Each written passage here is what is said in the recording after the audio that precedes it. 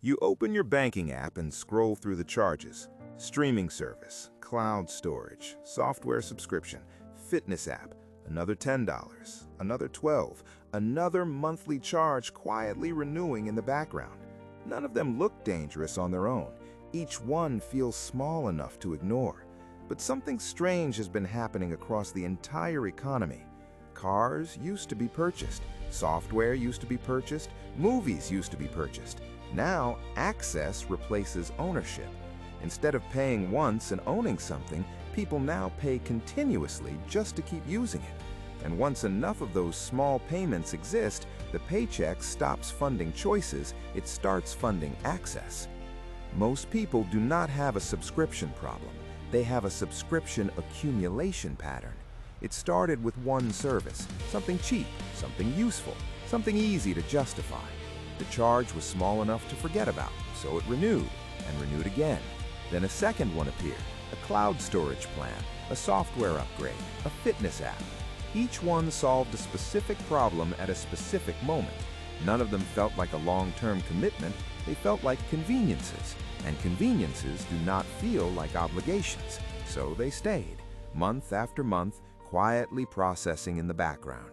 No decision required, no renewal notice that demanded attention, just an automatic charge, a forgotten confirmation email, and a service that kept running. The list grew slowly enough that no single addition felt significant. That is how accumulation works, not through one large decision, through dozens of small ones that never get reviewed together. The subscription model made sense when it appeared. It lowered the entry price. Instead of paying $200 up front for software, you paid $10 a month. Instead of buying a full library of films, you paid for access to thousands. The math felt favorable. Small payments felt manageable, large purchases felt risky. And for a while, the trade-off was genuine. You got more for less, at least in the short term. The belief that formed around this was reasonable. Monthly payments are flexible. You can cancel anytime. Nothing is permanent. That belief became the foundation of an entire economy.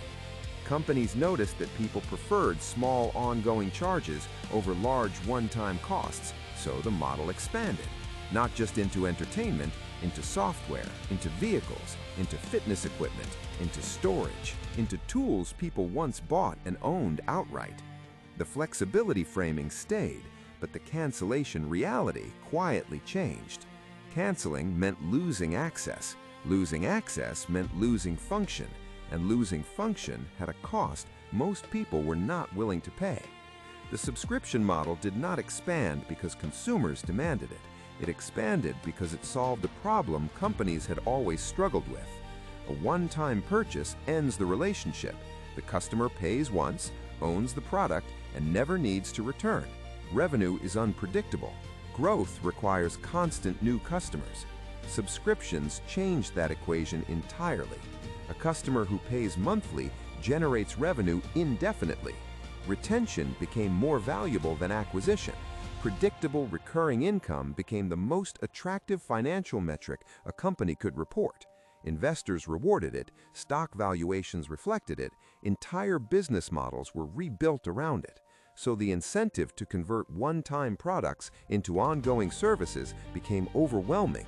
It was not a consumer trend, it was a structural business decision made at scale across nearly every industry simultaneously. Software companies moved first, then media, then automotive, then fitness, then storage, then productivity tools. The pattern repeated because the financial reward was identical every time. And once an industry converted, competitors followed, not because the product improved, because the revenue model did. The trade-off was never announced. It was embedded in the pricing structure. When ownership existed, a purchase had a finish line. You paid, you owned, the obligation ended. The product sat on your shelf, your hard drive, your driveway. It required no further payment to remain yours. Subscriptions removed that finish line. The obligation never ends. As long as you want access, you keep paying. Stop paying and the access disappears. The files become unreadable, the software stops functioning, the content vanishes. What looks like flexibility is actually permanent dependency, and the dependency compounds quietly over time. Each new subscription adds another monthly claim on future income. Not a large claim, never large enough to trigger a serious review, but a permanent one. The paycheck that once funded decisions now funds a baseline first: rent, utilities, subscriptions. The fixed layer grows, the discretionary layer shrinks, not dramatically, gradually, one renewal at a time. The trade-off was not ownership for convenience, it was a finish line for a permanent obligation. Most people made that exchange without realizing there was an exchange happening at all. The constraint does not appear all at once, it builds through a specific mechanism. Each subscription creates a floor, a minimum monthly expenditure that exists before any discretionary decision gets made. One subscription is negligible, 5 subscriptions are manageable, 15 subscriptions are a structural layer, and most households are well past 15. The floor rises quietly. New services launch, existing services raise prices, annual increases of 5 or 8% compound across a dozen platforms simultaneously. The total climbs faster than any individual charge suggests, but the constraint goes deeper than the dollar amount. Subscriptions reshape the psychology of cancellation. Canceling feels like losing something, not saving something. The framing of access creates attachment. You are not cutting a cost, you are giving up a service. That psychological friction is not accidental, it's engineered into the model. Cancellation flows are deliberately complicated. Pause options replace cancel buttons. Reminder emails arrive before renewal dates. The system is designed to make staying easier than leaving, and it works.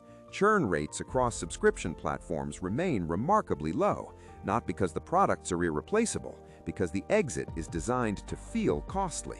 The floor keeps rising, the exits keep narrowing, and the monthly baseline keeps expanding into space that used to belong to choice. The constraint becomes visible when income changes: a job loss, a pay cut, a decision to take a lower-paying role with more flexibility. In previous generations, reduced income meant adjusting variable spending, eating out less, buying less, delaying a purchase. The baseline was lower because ownership had eliminated many recurring costs. Software was owned, media was owned, tools were owned. Cutting back was painful, but structurally possible. Today, the baseline is different. The subscriptions don't pause because income dropped. They renew regardless. The floor does not lower automatically. It has to be manually dismantled, service by service, with each cancellation costing access to something that now feels essential. That dismantling has a real productivity cost. Cancel the software subscription and the workflow breaks. Cancel the storage plan and the files become inaccessible. Cancel the communication tools and the professional infrastructure disappears. The subscriptions are no longer conveniences layered on top of a functional life. For many people, they have become the infrastructure itself, which means reducing them is not simple subtraction, it's restructuring. And restructuring takes time, effort, and tolerance for disruption that most people cannot absorb during the exact moment financial pressure is highest. The floor does not move when you need it to. That is not a flaw in the system. That is the system working exactly as designed. The charges will renew again next month, and the month after that. The floor will be slightly higher than it is today. The discretionary space will be slightly smaller. Not enough to notice in any single month, just enough to matter over time. The paycheck did not shrink. The claims on it did not stop growing.